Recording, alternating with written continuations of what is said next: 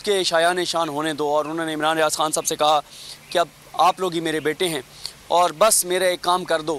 کہ میرے بیٹے کو اس کا جو شان تھی، جو اس کا مقام تھا، اس کے مطابق اس کی تدفین کروا دو۔ بڑے وہ تکلیف دہ مناظر تھے، بڑے دل دہلا دینے والے وہ مناظر تھے۔ عمران بھائی، آپ یہاں پر آئے ارشد بھائی کی والدہ کے حکم پر، کیا جذبات ہیں آپ کے؟ ایسے بھی کچھ بھی نہیں بول سکتے ہم، بس صرف ایک ہی گزارش ہے، میں نے چیف جسٹس آف پاکستان سے پہلے بھی گزارش کی ہے، یہ ہاتھ جوڑ کے آپ سے گزارش کر رہے ہیں صاحب، کبھی میں نے اپنے لیے ہاتھ نہیں جوڑے، جتنا ہمیں ذلیل کیا گیا، جو کچھ بھی کیا گیا، وہ سارے کو ایک طرف رکھ دیں صاحب۔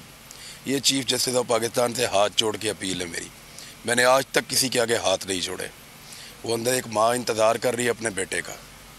اس نے اپنا بیٹا، اپنا شوہر اس مٹی کو دیا ہے، ایک دن میں اس گھر سے 2 لاشیں اٹھی ہیں،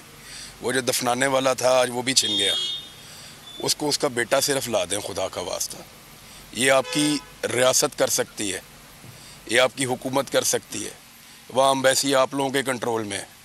یہ آپ ہمیں کر کے دیکھ سکتے ہیں، جو چاہیے اپنے آپ کو بیچ کر ہم دیں گے، جس چیز کی سہولت چاہیے، جتنا پیسہ چاہیے، ہم اپنا سب کچھ بیچ کر دیں گے۔ یہ ہاتھ جوڑ رہے ہیں آپ کے آگے خدا کا واسطہ، ان کے بیٹے کی لاش ان کو دے دیں بس جلدی۔